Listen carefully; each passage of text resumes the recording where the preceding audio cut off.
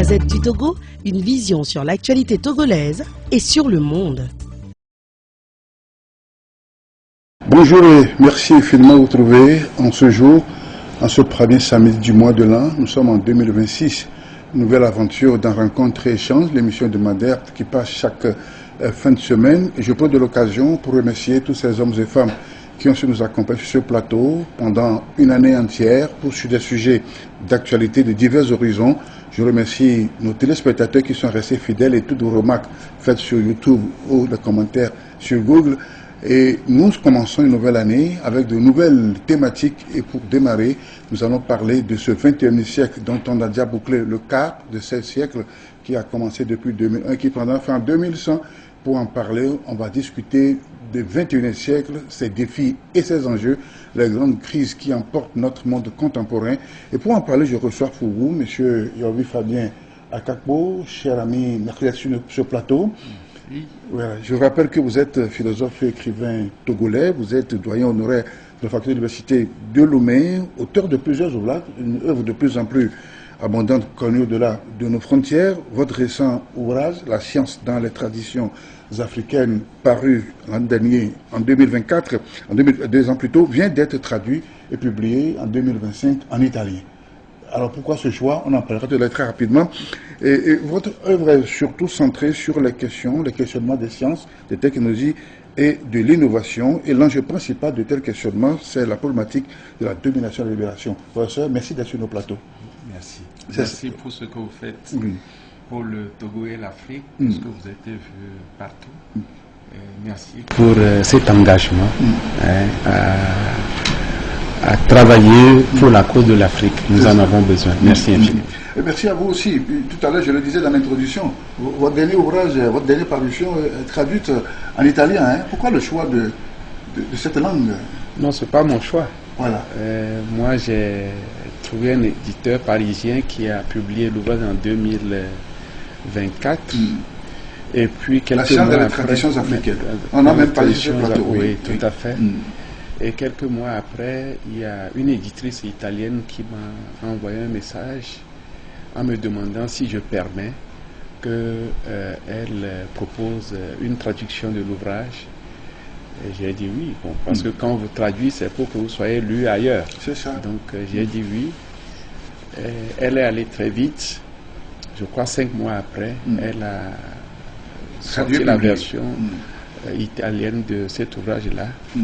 Le titre, je n'arrive pas à le dire en italien, mais je crois que c'est la Scienza delle Tradizioni, quelque chose comme ça, africane. Voilà. En français, c'est la science dans les traditions africaines. Ouais. Voilà. Merci, professeur, pour ce coup d'œil. Revenons à notre sujet. Nous allons parler des défis et des enjeux du XXe siècle, dans notre monde moderne. Mais avant d'y arriver, question d'introduction. Que se passe-t-il dans la conscience humaine quand on passe d'une année à une autre? La nuit dernière, tout le monde a crié, nous sommes en 2026, adieu 2025. Oui, qu'est-ce qui se passe dans la conscience humaine? Vous savez, la conscience humaine, c'est la mémoire. La mémoire, elle est notre regard tourné, en tout cas, c'est le fait de regarder dans le rétroviseur, c'est-à-dire on regarde dans le passé, mais c'est aussi, nous regardons dans le passé, c'est pour que nous puissions voir vers l'avenir. Et donc, quand on parle de la conscience humaine, en ces moments-là, il s'agit de voir les bouleversements que nous avons encore en mémoire et qui nous ont marqués, mais qui soit nous font peur pour l'avenir ou bien nous rassurent quant à l'avenir. Et je crois que pour ces genres de questions, je crois qu'il ne s'agit pas de cibler une année en particulier, parce que ce qui s'est passé en 2005 n'est pas seulement les choses que 2005 même a apportées et initiées. Nous sommes dans un temps qui n'est pas forcément le temps que les hommes se tracent en disant de telle année à telle année, etc. Ce n'est pas tellement ça le temps. Le temps est quelque chose qui nous permet de nous inscrire dans cette temporalité, mais que nous ne définissons pas. C'est les événements qui arrivent, c'est des événements qui nous réorientent, et c'est des événements qui nous donnent de prendre conscience de comment nous allons encore nous projeter dans le temps. Donc on va dire tout simplement que ce que nous vivons aujourd'hui, c'est un temps de crise qui est surtout lié au fait que les équilibres qui étaient là, qui étaient un peu comme des équilibres factices sur lesquels le monde était posé, parfois nous disons que nous sommes en crise parce que nous avons l'impression que ces équilibres-là se fragilisent. De plus en plus. Mais ce qu'on voit dans ça, c'est que ces fragilités étaient toujours là, mais cela nous permet de prendre conscience des choses qui font l'équilibre du monde, qui permettent de tisser ces équilibres du monde. Et c'est ce que je vois à travers assez souvent la thématique de la domination et de la liberté, parce qu'au fond, tout se trouve à ce niveau-là. C'est ça. Bon, on en reparlera de ces grands bouleversements. Je reste encore sur le plan tout à fait humain. Nous donnons un sentiment anthropomorphique à ces événements qui se produisent. Et en réalité, qu'est-ce qui change quand on passe d'une année à une autre, ou quand on change, on est dans un nouveau cycle de vie? Parce que toute la mentalité, tout le subconscient collectif accompagne cela. On n'est plus en 2025, on est en 2026. Mais quelque chose a-t-il vraiment changé? En fait, c'est pas nécessairement. C'est pas que quelque chose a changé. Il y a une année qu'on a appelée 2025, il y a une autre année qu'on appelle, les hommes appellent 2026. Ce n'est pas forcément un changement, sauf ce qui change en nous, c'est peut-être ce que nous savons déjà, ce que nous avons vécu, et nous avons l'impression qu'en nous projetant dans l'avenir, nous allons changer. En fait, ce qui change, c'est les hommes qui changent. Absolument. Voilà. C'est les choses que nous avons en projet, des choses que nous avons ratées, qui nous font projeter davantage. Et ça qui nous donne l'impression que hier, nous avons vécu certaines situations, nous jurons que demain, ça ne va plus être la même situation. Oui, on prend des résolutions. Donc, oui, des résolutions. Oui. Et que l'on ne reste pas forcément. Pas forcément. Puisqu'on décide maintenant, on prend des résolutions, il y a la phase qui suit, c'est la réalisation. Vous voyez les grands hommes politiques, ou en tout cas surtout en Afrique, les gens font de grands discours. En fin d'année, en tant que grand leader, dirigeants de pays, on fait de grands discours en promettant des choses, mais bon, à la fin, on ne le fait pas. C'est ça. On n'a pas forcément fait. Et puis parfois, il y a des choses qu'on a promis il y a des décennies, mais on n'a rien fait. Voilà. Mais qu'est-ce que vous allez faire? C'est ça. Voilà. Et il y a aussi les vœux que l'on formule, il y a les présentations, les souhaits. Vous y croyez, professeur? J'y crois parce que ça motive. On a besoin, c'est comme je l'ai dit là, même les vœux, c'est une manière de nous projeter. C'est une manière de nous dire, nous pouvons mieux faire. Ce que nous avons vécu jusqu'à maintenant, on n'est pas entièrement satisfait. On peut être satisfait, mais pas toujours entièrement. Et nous croyons que nous pouvons mieux faire. Parce que si on ne veut pas mieux faire, ça ne vaut pas la peine de rester. Voilà. Et les vœux, c'est parce que nous avons conscience que ce n'est pas tellement ça ce que nous avons eu à faire, et nous pouvons mieux faire. Et il faudrait qu'on aille de l'avant. Et donc nous avons besoin de ces vœux-là. Mais, comme on le dit, il ne faut pas que ça soit des vœux pieux. C'est-à-dire qu'en ce moment-là, si c'est des vœux pieux, ça voudrait dire qu'on s'habitue à se mentir à soi-même. C'est ça. Et ça aussi, c'est quelque chose que nous vivons dans notre temps. Apprendre à se mentir, à mentir à tout le monde. Et d'abord, en commençant par soi-même. Voilà, se mentir. On se ment à soi-même. Oui, on se convainc. Et parfois même, on se cache la réalité en face. On se complètement. La politique dans une illusion. Oui. La politique de l'autruche. On est là, on sait qu'on n'évolue pas, on sait qu'on n'a pas d'énergie, on sait qu'on n'a pas la volonté d'évoluer, on sait qu'on n'a pas la vocation. Mais les moyens, on peut toujours trouver. C'est la volonté et la vocation d'évoluer. On sait qu'on ne veut rien faire de tout ça, mais on est obligé de se donner du courage. Mais par rapport à soi-même, parce qu'on se tranquillise au niveau de sa conscience, on se convainc qu'on va faire, et puis par rapport aux autres qui sont en face de nous, parce que nous dépendons d'eux aussi. Vous voyez, si vous êtes dans des pays où vous dirigez, où vous êtes leader d'opposition, etc., vous êtes obligé de compter avec les autres. Et donc, il faut leur faire quelque chose, même si on n'est pas totalement convaincu de ce qu'on annonce. C'est ça. Voilà. Mais il faut l'éviter. Oui, oui, oui. Parce que c'est ça aussi qui nous, surtout dans nos pays qui sont des pays très dominés, des pays très pauvres, des pays en difficulté, si on opte de cette façon pour le leadership, je crois que nous perdons beaucoup. Parce que nous sommes dans un moment où le monde ne nous fait pas cadeau. Le monde n'est pas comme l'Église, où on dit pardonnez, laissez les autres, etc. Non. Et donc, si on passe tout le temps à se mentir à soi-même et à mentir à tout le monde, tout juste pour pouvoir être dans la logique, la rationalité de ce que l'on fait, et je crois que c'est l'Afrique qui perd beaucoup. Parce que nous sommes à un moment où, peut-être on va en reparler, l'Afrique a toutes les opportunités pour renaître un petit peu. C'est ça. Mais si on ne prend pas conscience de tout ça là, on ne sait pas. C'est ça.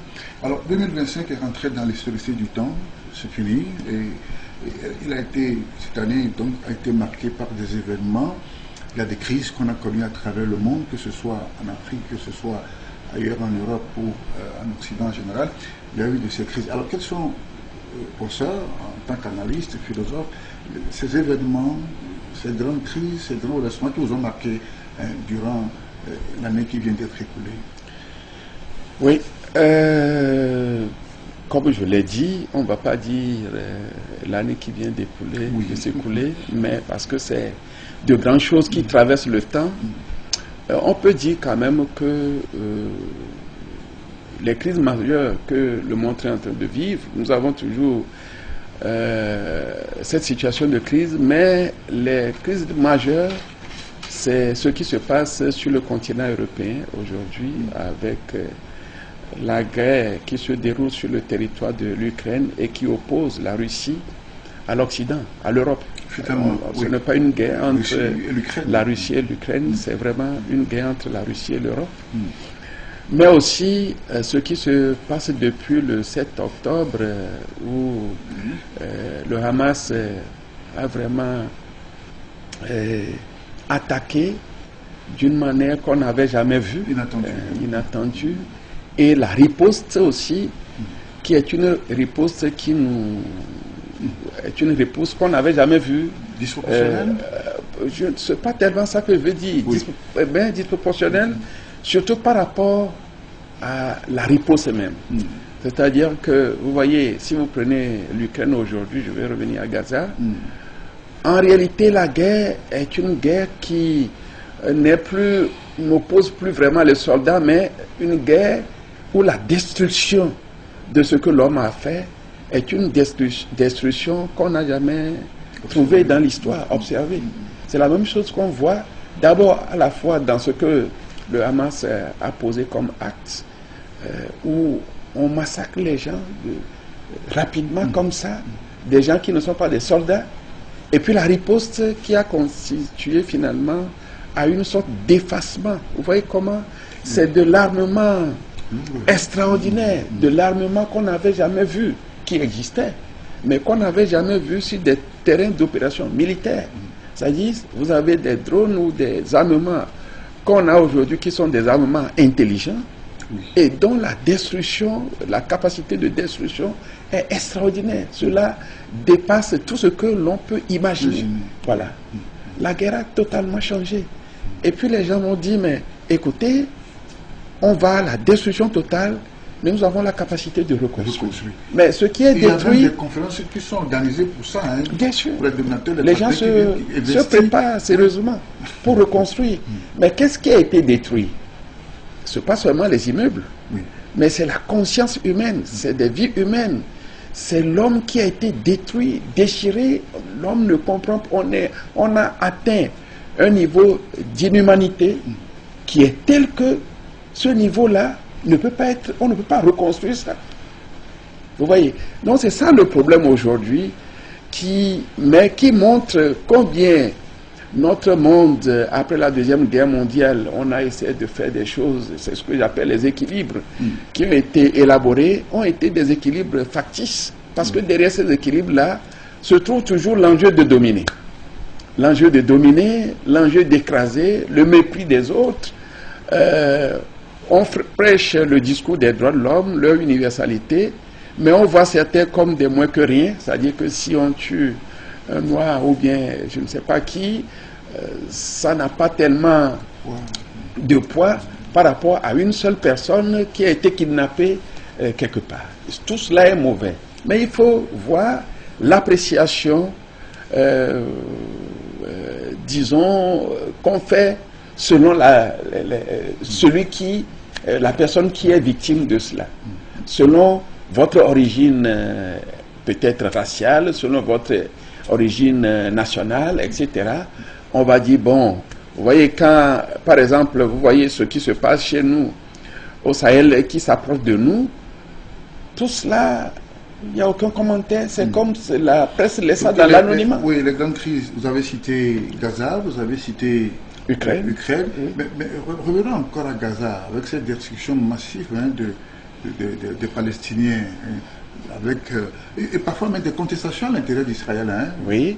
qui demandent à l'arrêt de ce conflit. Bien sûr. Oui. Oui, parce que qu'est-ce qui fait susciter ces contestations au niveau des peuples qui portent précisément ces genres de destruction? C'est parce que c'est inhumain. C'est totalement, c'est-à-dire, on n'est pas habitué à cette sauvagerie. Vous voyez oui, c'est le thème barbarie.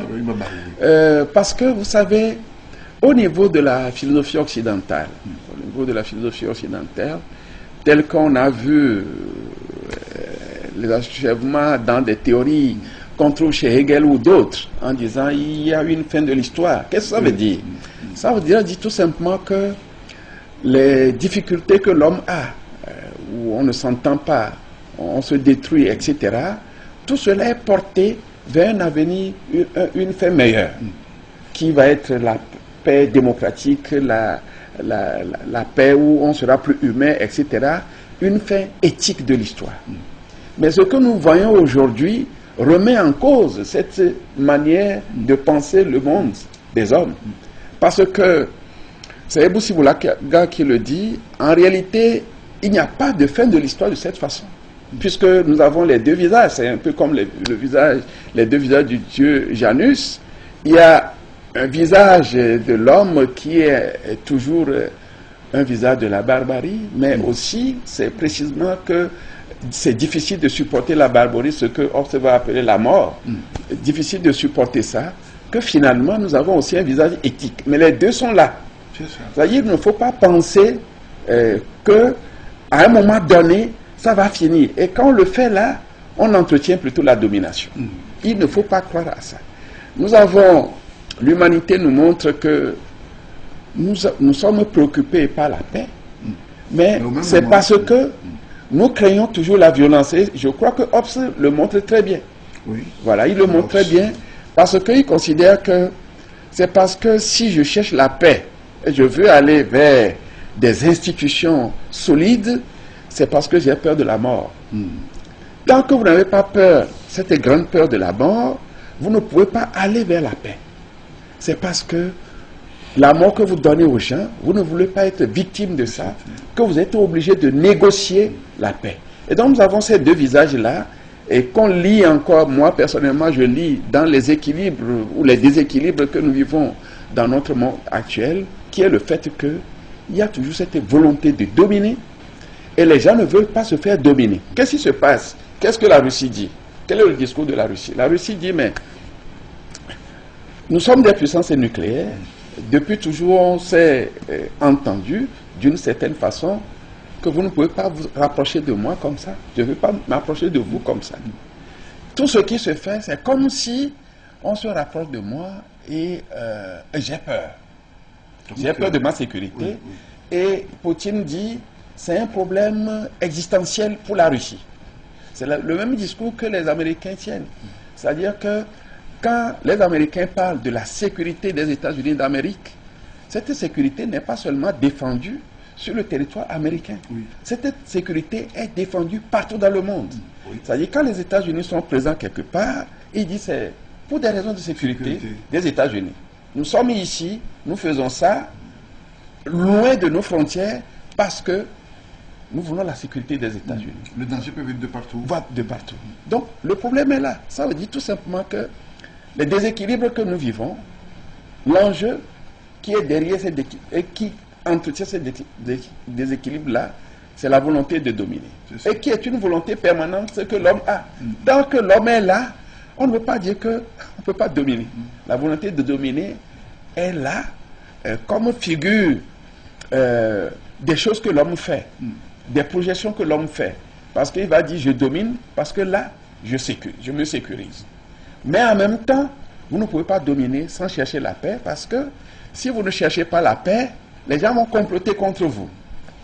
C'est ça la dialectique de ce que nous vivons aujourd'hui et qui se manifeste également à travers ces crises et qui est aussi ce que nous vivons en Afrique. Parce que mais en attendant, pendant longtemps, on avait cru à un semblant d'accalmie. Il y avait l'équilibre, vous en avez parlé, et c'est comme si une période de paix. Et puis subitement, à partir à la fin du XXe siècle, début XXIe, tout a volé en déclin, n'est-ce pas? Mais vous savez, les grands pays, quand vous êtes grand, vous pouvez avoir l'information et savoir ce que vous vivez avec les autres. Voilà.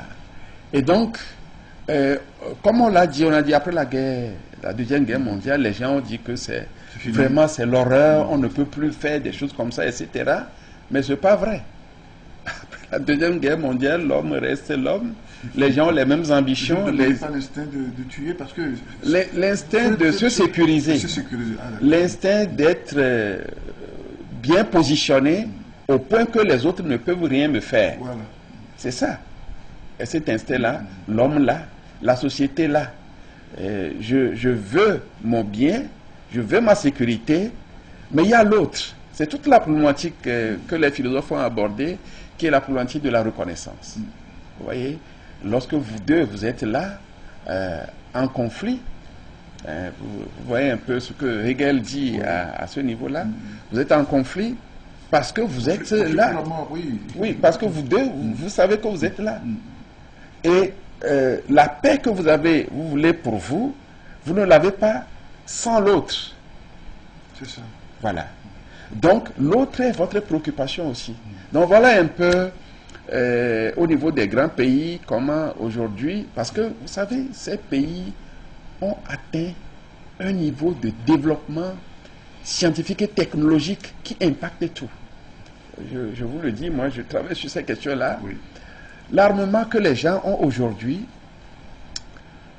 c'est la science et la technique, la technologie qui porte cet armement-là et qui a reconfiguré totalement l'armée et les capacités de l'armée. Vous pouvez imaginer que autrefois, on allait sur le champ de bataille avec quoi? Avec les épées, avec les flèches. Et aujourd'hui, mais vous n'avez même pas besoin de vous déplacer. Vous demandez à un système très intelligent de conduire, etc. La révolution technologique. Qui a influencé. Des enjeux, et donc aujourd'hui, la puissance que ces nations ont, le niveau de puissance que ces nations ont réussi à atteindre, c'est soutenu précisément par la puissance scientifique et la puissance technologique. Ce qui redéfinit totalement les relations, les rapports entre les nations. Parce que, vous voyez, qu'est-ce qui fait que, pour le moment, on veut la paix? C'est parce qu'on sait que ces grands pays savent, si on doit ouvertement faire la guerre à la Russie, qu'est-ce que ça va être de part et d'autre? Moi, je comprends. Vous voyez, c'est ça ce qui arrête. Et je reviens encore à Hobbes. C'est la conscience, la peur de chacun d'eux qui fait que parfois on dit, on y va, mais on va négocier la paix. C'est ça, oui. Parce que la science et la technologie ont permis un niveau de développement des capacités militaires qui sont telles que si les gens veulent se faire, ces nations-là veulent se faire la guerre, c'est l'autodestruction totale. Il n'y a même pas à discuter de ça. Alors, vous citez la Russie, vous citez l'Europe, et de l'autre côté, il y a la Chine aussi, qui de plus en plus... Ah oui, qui se calme, qui est toujours silencieuse. La Chine est très silencieuse, mais les Occidentaux... Mais ce n'est pas seulement qui fait peur. Les Occidentaux l'ont à l'œil, surtout les États-Unis. Moi, je ne suis pas géopoliticien, je ne fais pas l'analyse politique, mais quand on suit, vous savez que la Chine et les États-Unis, aujourd'hui, ce n'est pas de grands amis. Ce ne sont pas de grands amis. Il paraît même, selon ce qu'on raconte, les médias nous disent toujours, il paraît que c'est la Chine qui est visée. Ben, la Russie est arrivée de façon inattendue. C'est eux qui le disent. Mais dans tous les cas, le niveau de puissance auquel ces États sont parvenus est tel que ces États-là ne peuvent pas faire l'amitié.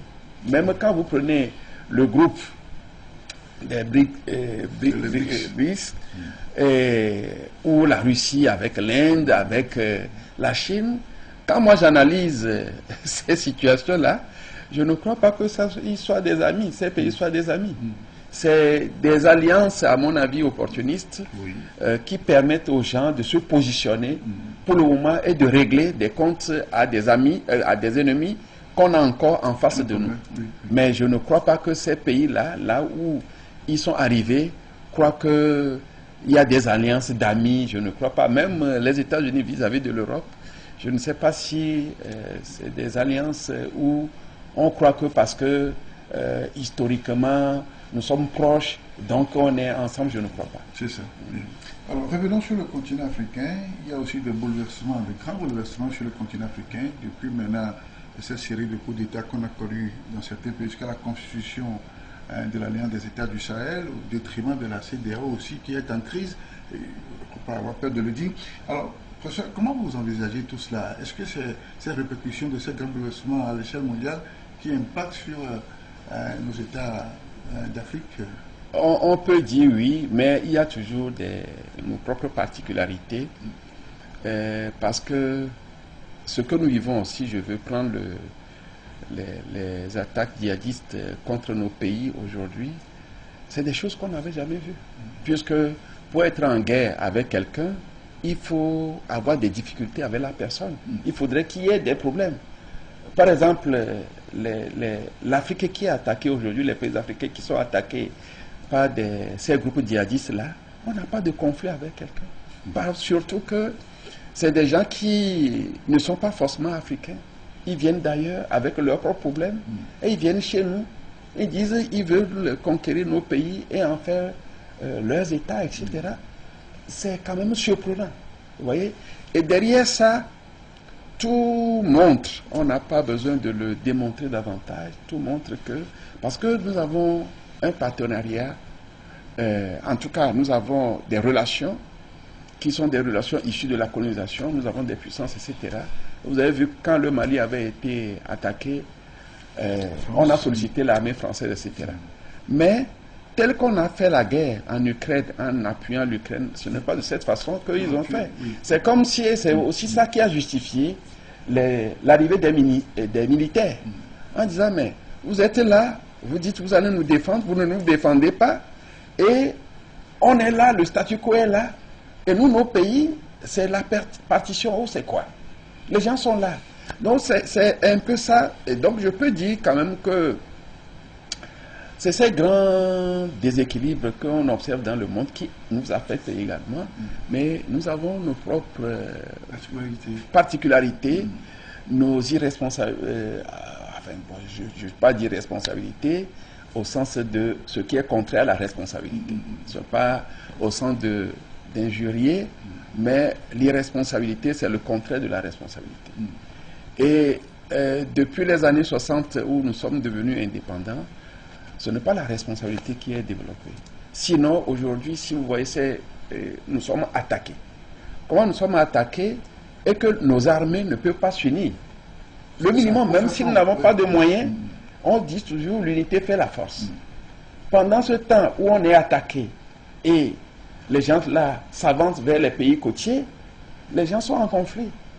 Ceux qui doivent décider, ils sont en conflit sur des choses qui n'ont rien à voir avec ça. Nous sommes attaqués, nous avons une menace existentielle. Ce qui est en train de se passer chez nous en Afrique est une menace existentielle. C'est l'existence même de nos nations, de nos États, qui est en jeu. Mais on ne peut pas être devant une telle difficulté qui nous menacent parce qu'on ne sait pas si on va rester État. Et puis on va faire d'autres conflits. Vous voyez, c'est ça le problème. Donc les militaires disent, ben, écoutez, ça ne change pas, on n'évolue pas. Les gens font d'autres choses en disant, allons aux élections et puis on fait ceci. On ne comprend pas. Vous voyez. Et aujourd'hui, au niveau de la CEDEAO, si vous voulez, on peut insister. Le problème qui se pose, c'est précisément le problème qui se pose au niveau de nos pays aussi. Vous avez écrit. Vous savez qu'il nous faut des lois. Il faut nous entendre et dire, nous allons évoluer comme ça. Vous êtes dans cette logique et vous ne respectez pas. Comment vous voulez avoir la solidité pour intégrer? Moi, j'ai vu les gens dire, ah, l'AES, ceci. Moi, je constate tout simplement. Mais à partir du moment où ce qui se font par les civils au niveau de la CEDEAO n'est pas quelque chose d'attrayant. Ce n'est pas quelque chose d'attrayant. Les gens, dans les années 90, nous avons un début de stabilité constitutionnelle, mais les gens foulaient ça au pied. Les gens ont dégagé ça. Rapidement, nous sommes entrés avec, les différents États sont entrés avec l'appui de la magistrature dans une instabilité juridique et institutionnelle qui ne nous permet même pas d'être de nations. Si vous n'êtes pas des nations aujourd'hui, face à ces attaques djihadistes, donc il n'y a même pas le peuple derrière, puisque rien ne sauve le peuple derrière. Comment vous voulez faire face à ces difficultés qui menacent notre existence en tant que continent, en tant qu'État? Et on le porte par des régimes civils et on dit, mais écoutez, parce que tout simplement je ne suis pas en kaki, c'est bon. Non, c'est pas bon. Et derrière ces djihadistes aussi, il y a les puissances occidentales, hein, puisque de plus en plus, la question se pose, comment ces djihadistes trouvent-ils des moyens pour s'armer et qui ont des moyens même plus vastes, plus grands que nos armées régulières? Moi, je ne suis pas préoccupé par cette question. Ce qui me préoccupe, c'est notre propre responsabilité. Nous sommes dans un contexte où tout ce qui se passe, vous voyez, aujourd'hui, quand vous suivez les discours, même les grandes analyses que des grands philosophes ou sociologues intellectuels occidentaux font, par exemple par rapport à la mésaventure que la France a aujourd'hui au Sahel, quand vous suivez les grands médias occidentaux, ce n'est que le regret en disant « Ah, maintenant la Russie a dégagé la France ». Comme si nous sommes là pour que les gens viennent profiter de nous et que quand quelqu'un ne profite pas de nous, c'est ça qu'ils regrettent. Mais nous avons nos difficultés. On nous a attaqués, on menace notre existence. Les gens ne sont pas, ces débats-là ne sont pas préoccupés par ça. Ce qui préoccupe les gens, c'est que la France n'est plus là, c'est la Russie qui est là. Et moi, je vois des intellectuels africains même qui disent pourquoi vendre le sorcier pour le voleur. Mais si j'ai un sorcier, au moins je peux dégager le sorcier. Bon, ce n'est pas pour préférer le voleur, mais je peux dégager le sorcier. Donc je crois que tout le problème est là. Et moi je trouve que cette question, je ne me demande pas comment les autres viennent je trouve ça assez normal, parce que ça, en tout cas, au moins ça ne m'étonne pas. Ce qui m'étonne, c'est notre refus de responsabilité. C'est ça, oui. Voilà, notre refus de responsabilité à discuter de sujets qui sont des sujets insignifiants, en ignorant complètement cette menace existentielle qui pèse sur nos États. Nous avons commencé, dans les années 60, nos pères ont lutté pour sortir du joug de la domination. Ce n'est pas pour que nos pays soient comme ça. Sinon, nos parents allaient dire, le blanc pouvait rester, puisqu'à un moment donné, vers les années 60, le blanc même essayait d'améliorer un peu l'image de la domination avec des formules etc. Donc, si nous devons vivre aujourd'hui dans nos pays pire qu'eux et que nos parents vont regretter, on va regretter la période de colonisation, c'est vraiment ça doit nous interroger. Si ça ne nous interroge pas, ça n'interpelle pas notre conscience, c'est une culture vraiment de l'irresponsabilité. Donc vous pensez que nos leaders, nos dirigeants nos leaders d'opinion doivent prendre leur stabilité, n'est-ce pas? C'est pourquoi ils sont là. Si vous êtes des dirigeants, oui. On ne peut pas imaginer des dirigeants qui ne prennent pas de responsabilité. Sinon, on ne demande jamais à quelqu'un vienne être notre dirigeant. C'est les gens eux-mêmes qui viennent pour dire on veut diriger. C'est ça. On dit, bon, les mécanismes sont là, ils sont là. Donc, ce n'est pas... quand vous prenez nos pays, il n'y a pas une seule personne intelligente. Et puis, c'est très difficile de savoir qui est le plus intelligent que les autres. Ah bon? Comment vous pouvez le faire? Choisissez-moi un pays, vous me dites, vous qui êtes journaliste, quel est l'homme le plus intelligent ou la femme la plus intelligente? On ne peut pas savoir. C'est pas une insulte sur nous-mêmes, ça? Non, c'est pour dire tout simplement qu'il faut être humble. Ok. Il faut être humble, il faut se dire, écoutez, je ne suis pas là parce que c'est moi qui... C'est seul, je peux être là-bas. Moi, j'ai entendu ces genres de choses. Oui. Certains disent, il y a tel qui est parti, donc il n'y a plus personne. Si dans nos pays, une fois qu'il y a quelqu'un qu'on met de côté et il n'y a plus personne, là, nous ne sommes pas des pays. Donc, c'est compliqué. Okay. On ne peut pas imaginer un pays où il y a une seule femme ou un seul homme capable de ceci. Non. C'est ça. Et la question géopolitique et stratégique, hein, puisqu'on enchaîne avec, puisque ça aussi, ça impacte le monde et agit sur nos pays, nos États, dont vous avez parlé de lacunes de stabilité. Donc, les questions géopolitiques, tout ce que les États-Unis font, tout ce que la France, l'Europe en général, les États-Unis ou encore la Chine, la Russie, mais c'est une question de géostratégie, des gens de se positionner. Oui. Oui, c'est-à-dire que... On ne peut en être autrement, puisque c'est une question d'intérêt. Où est notre intérêt là-dedans? C'est ça le problème. C'est à nous de définir notre intérêt ou nos intérêts. C'est ce que j'appelle la responsabilité. C'est à nous de définir, puisque normalement, un pays, un État, un dirigeant, il a la responsabilité d'incarner le leadership, il a la responsabilité de bâtir le pays dans le temps, dans la durée. Donc chaque fois qu'on passe dans ce rôle-là, c'est ce que les Occidentaux font. Les gens se battent. Et que ce soit vis-à-vis de l'étranger, on va se battre pour nous positionner bien à l'étranger, dans ce qui nous arrange, que cela soit au plan commercial, que cela soit au plan des investissements pour la production, sur tous les plans, même au plan militaire. Donc vous voyez, les autres sont chez nous. Et ils disent c'est pour eux-mêmes qu'ils sont chez nous. Voilà.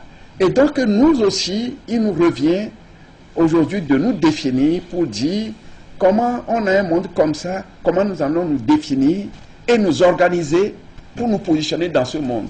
Au moins nous positionner chez nous. C'est-à-dire si nous n'arrivons pas à aller chez les autres pour influencer, puisque nous n'avons pas les moyens d'aller placer des armées. Vous ne pouvez pas placer une armée en France, mais la France peut placer une armée ici. Le territoire ne peut pas. Voilà. Donc, au moins chez nous, c'est à nous de définir, d'organiser nos propres sociétés, au moins pour nous positionner dans notre propre espace. Que cela soit au Togo, c'est-à-dire ici, dans la sous-région, etc. Sur tous les plans. Que cela soit sur le plan de la production, puisque c'est tout ce que on vous dit, les jeunes vous disent aujourd'hui. Derrière la monnaie, il y a quel débat? Un enjeu de souveraineté, dit-on, mais surtout c'est un enjeu économique. Comment faire en sorte que nos économies soient solides et que nous ayons une certaine souveraineté économique lorsque au moins nous sommes dans notre propre maison? Si vous êtes dans votre maison et que vous êtes comme si vous étiez dans la maison d'autrui, je ne sais pas si vous existez vraiment. Où est-ce que vous allez être à l'aise si même chez vous, l'ennemi vient jusqu'à vous dominer et vous ne pouvez rien et vous êtes d'accord et vous accompagnez? C'est ça le problème aujourd'hui.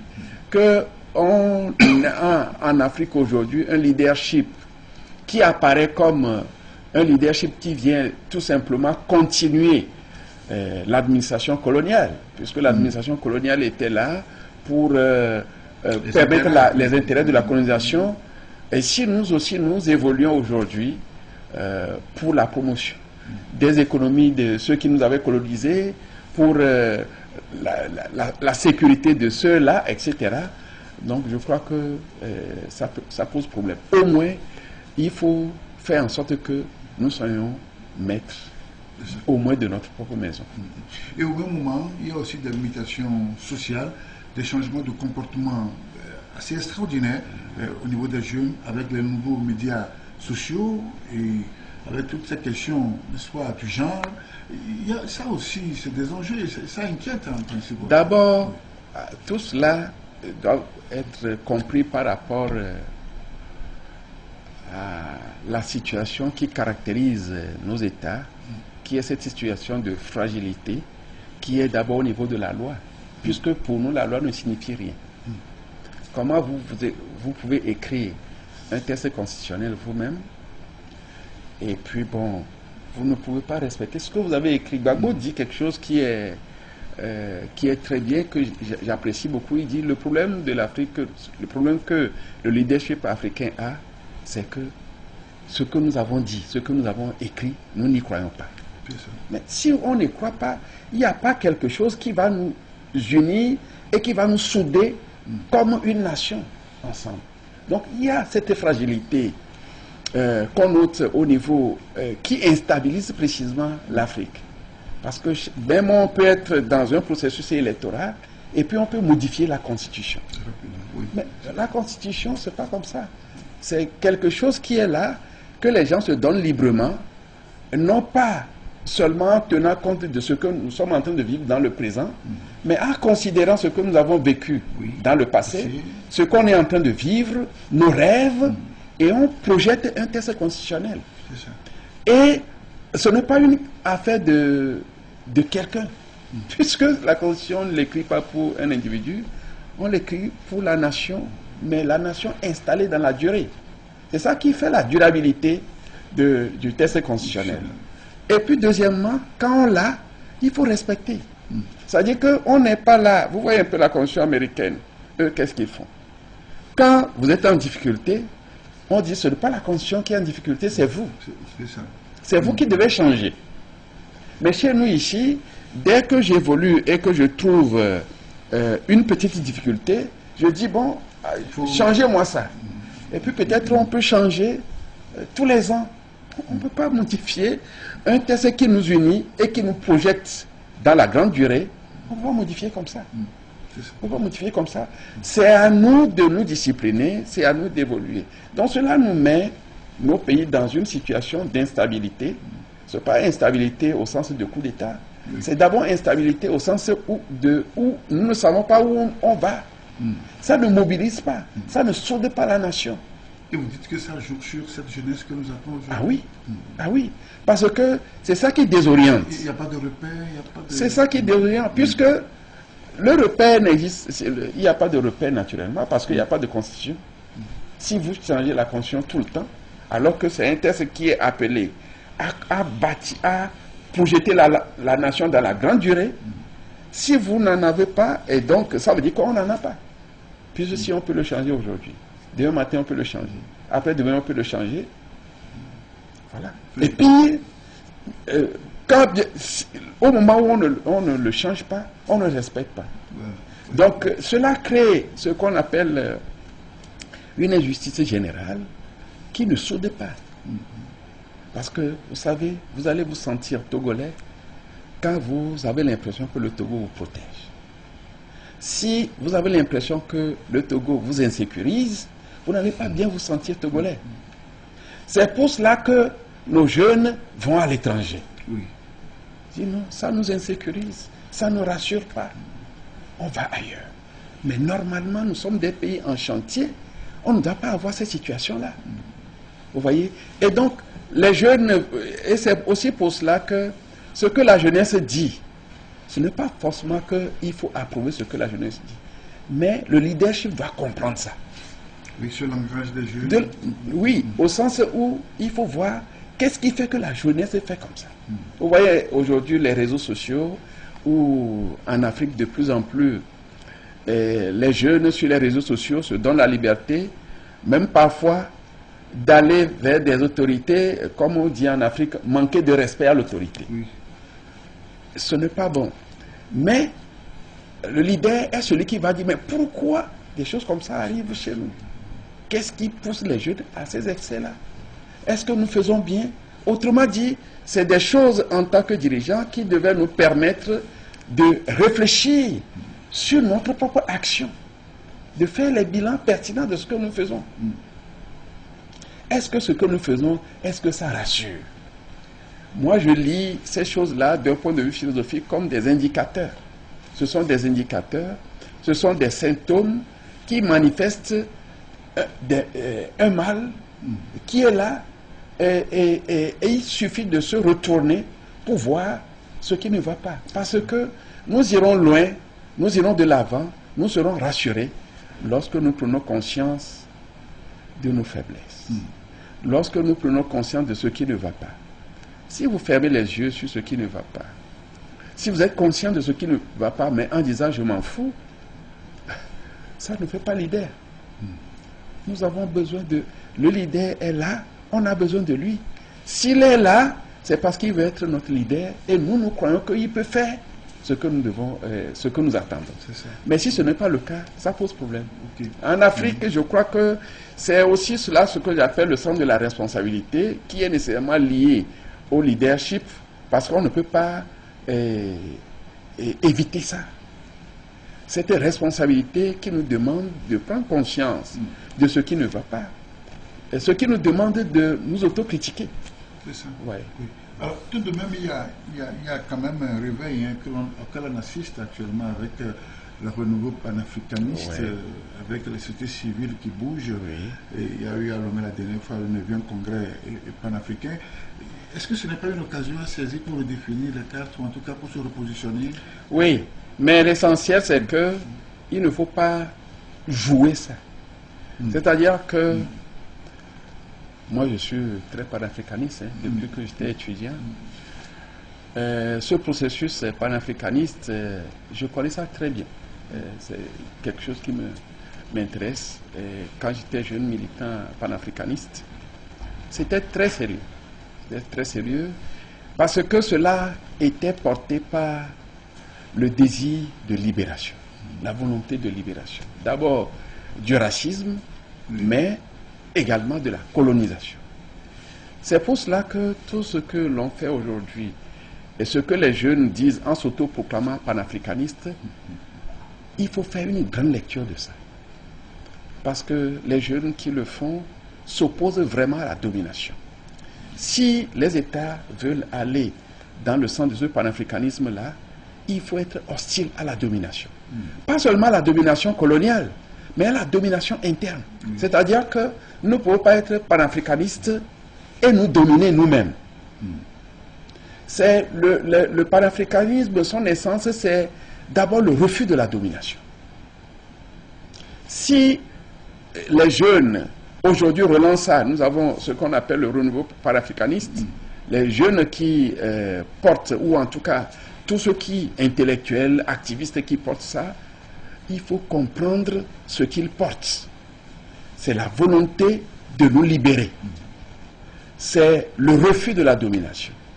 Et lorsque ça va être une politique d'État, il faudrait que cette politique d'État croie précisément à ce besoin de libération comme un besoin authentique qu'il faut réaliser et non trahir.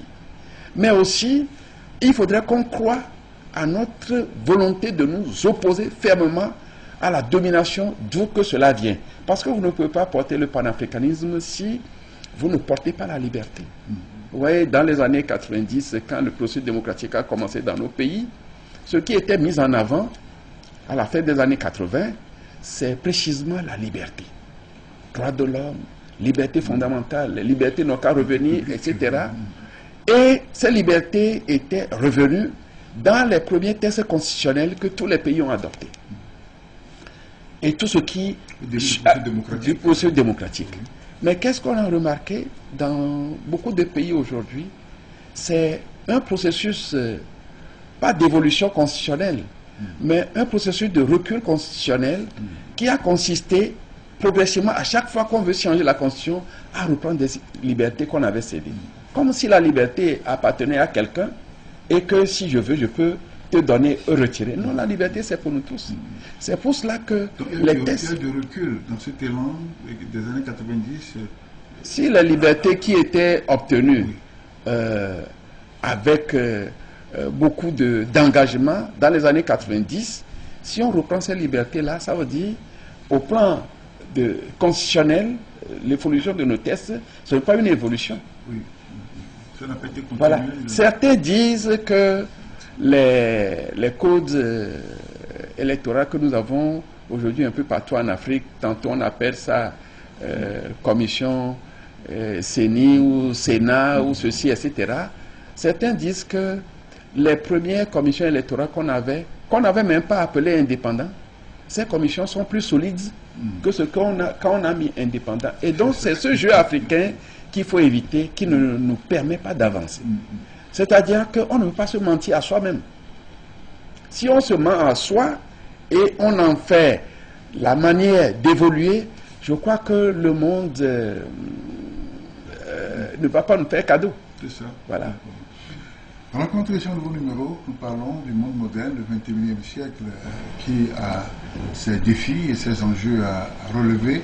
Je reçois pour vous le professeur Fabien Yorvi Akako, il est écrivain, philosophe, donc à l'université de Lomé. Et c'est avec nous sur cette question d'actualité. Alors finalement, professeur, quelle approche de solution?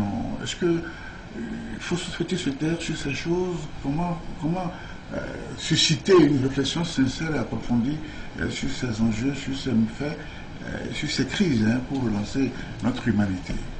Moi, je crois que il y a au moins trois axes pour ce qu'on peut appeler des solutions qui ne sont pas des choses à inventer en Afrique, mais qui sont là. C'est comme ça que les choses sont. Aujourd'hui, je crois que le premier axe, c'est que nous devons avoir un sens très élevé de ce que c'est que la politique. Un sens très élevé de la politique, puisque la politique, c'est la manière suprême de nous organiser collectivement pour faire face à nos défis. Si on n'est pas organisé, on ne peut faire face à aucun défi. Ni ce qui nous vient de l'extérieur, qui nous menace, ni ce qui vient de l'intérieur, puisque les défis internes, la pauvreté est un défi interne. C'est-à-dire nous n'avons pas de sécurité lorsque la majorité, c'est des pauvres. Est-ce que vous voyez? Donc, nous avons besoin précisément d'avoir un sens autre de l'action politique. Ce n'est pas tout simplement je l'ai, je suis avec les miens. Ce n'est pas ça. On n'est pas là aujourd'hui pour ça. On est là parce que nos pays sont en difficulté. On est là. C'est pas seulement du militantisme, c'est un engagement. Non, mais le Togo est arrivé à la. On a dit le Togo est devenu indépendant et nous n'étions pas là. Ceux qui sont là aujourd'hui et qui font, ils ne sont pas là. Les gens avaient lutté. Donc ce n'est pas pour eux qu'on avait lutté, c'est pour tous les Togolais. C'est ça. Et sur ce plan-là, quand il s'agit de l'État, ce n'est pas mon camp. Non, parce que c'est l'État du Togo. C'est la nation togolaise. C'est la nation africaine. C'est cela qu'il faut voir. Ce n'est pas des victoires que nous avons pour dire maintenant c'est notre victoire, c'est notre affaire. Non. Les victoires sont là, obtenues par des camps, mais c'est des victoires nationales. Et il faut comprendre la chose ainsi. C'est aussi pour cela que les critiques qui viennent, on dit non, c'est pas ça, etc. Mais les autres ont le droit de critiquer. C'est ça. Oui. Si vous ne voulez pas qu'on vous critique, il faut céder. Okay. Voilà. Donc, le premier axe, c'est donc la politique, avoir un sens élevé de la politique. Absolument. Deuxième axe de solution. Le deuxième axe, c'est que nous sommes aujourd'hui, je l'ai dit en début d'émission, dans un monde qui est orienté par la puissance scientifique et technologique. Qu'est-ce que ça veut dire? Ce n'est pas que on est de grands laboratoires. C'est le fait qu'aujourd'hui, ce que l'on fait, la manière dont on s'organise, la puissance scientifique et technologique impacte ça. C'est un allié. J'ai parlé tout à l'heure des armées. Oui. Nous pouvons parler aussi de la production. Nous sommes dans des pays, malheureusement, qui disent nous voulons l'autosuffisance alimentaire, mais vous voyez que même les petites choses, les semences améliorées, que nos propres universités sont en mesure de faire, il suffit de mettre quelques millions pour augmenter la productivité. Les gens ne comprennent même pas qu'il faut ça. Et donc il faut aujourd'hui que nous comprenions ce que nous appelons le capital du savoir, qui est plus fort que le capital même. Parce que les grandes choses que nous faisons, les grandes victoires qu'on a aujourd'hui, que cela soit au plan militaire, au plan économique, etc., reposent sur un capital de connaissances, qui est un capital qui s'associe vraiment à la gouvernance, au développement. Et il nous faut cela. Mais nos pays ne montrent pas, ne sont même pas conscients de ces réalités. Aujourd'hui, vous voyez un peu, qu'est-ce qui fait la grande différence entre nos économies et les grandes économies? C'est parce que nous avons une économie artisanale, tout juste parce que ce n'est pas une économie soutenue technologiquement, ce n'est pas une économie soutenue par le savoir. C'est aussi ça, le problème qu'on a aujourd'hui. C'est ça. Et l'autre aspect, c'est l'éducation. Vous voyez, quand vous regardez nos systèmes nationaux d'éducation aujourd'hui, on a l'impression que c'est un secteur, bon, si on peut s'en débarrasser, sans problème, on pouvait le faire. Puisque ce n'est pas vraiment quelque chose qu'on organise, qui est là. Alors que cela soit pour la nation, vous ne pouvez pas conduire la nation de la durée s'il n'y a pas d'éducation. Vous ne pouvez pas avoir la science s'il n'y a pas d'éducation. Aujourd'hui, vous savez que l'éducation, la formation est devenue, dans les grands pays, le moyen d'insertion sociale le plus indiqué. Donc, si vous n'avez pas une éducation, vous n'avez pas une administration performante. Puisque, vous savez, les gens ne font pas ce genre de réflexion. Aujourd'hui, l'administration, c'est quoi? Vous êtes dans notre pays aujourd'hui où les grands enjeux doivent être pensés, les orientations de développement national doivent être pensées. Quel est sur quoi, vers quoi se tourne la gouvernance? C'est vers l'administration. C'est l'administration qui a des techniciens. Mais si cette administration n'a pas les femmes et les hommes qui peuplent cette administration, n'ont pas la formation sophistiquée, qu'est-ce qu'ils vont penser de notre développement? C'est ça. Est-ce que vous voyez? Donc, c'est des choses aujourd'hui qu'il faut considérer comme des enjeux d'énorme importance nationale. C'est ça. Donc, réflexion centrée sur de trois points essentiels, si je vous comprends bien. Il y a d'abord le sens élevé de la politique qu'il faut avoir. La question de l'éducation est très importante. La révolution technologique. Et scientifique. Et scientifique, c'est des facteurs de développement. Ouais. En fait. Alors, finalement, professeur, cet échange tire à sa fin. Que dire de l'avenir entre incertitude et espoir de notre monde en pleine mutation, avec tous ces enjeux et défis? Les deux sont à dire, incertitude et espoir. Mais c'est à nous de choisir. C'est à nous de choisir en toute responsabilité que nous voulons avoir de l'espoir. L'espoir, ça se construit. Ce n'est pas qu'on l'annonce dans les discours. Vous savez que moi, les dirigeants africains, quand ils font leur discours, je ne suis plus tellement. Parce que ce qu'on annonce à la fin de l'année, c'est ce qu'on croit.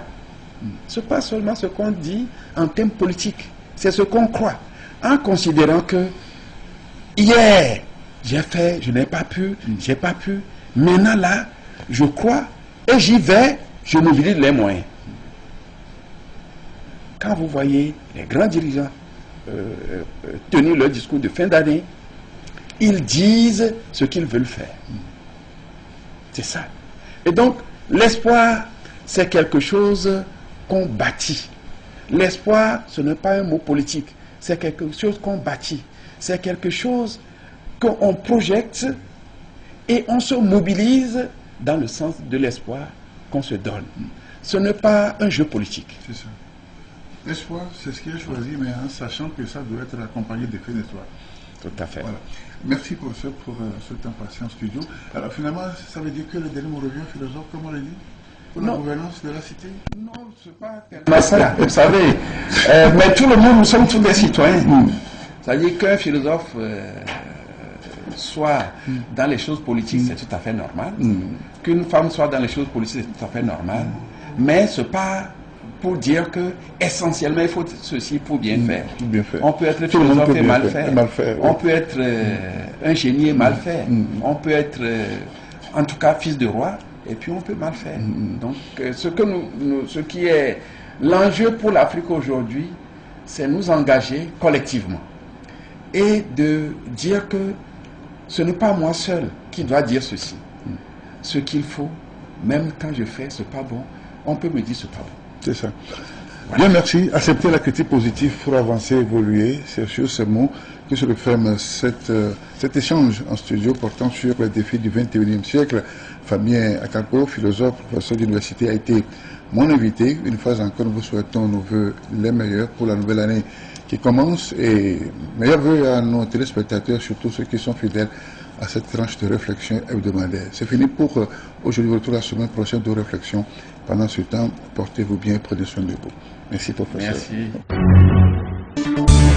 La Gazette du Togo, une vision sur l'actualité togolaise et sur le monde. Rejoignez-nous sur le www.lagazettedutogo.com ou sur nos comptes Facebook, Twitter et YouTube. Pour tout contact, écrivez à contact@lagazettedutogo.com ou appelez le 92 80 88 53. La Gazette du Togo, c'est l'information en continu.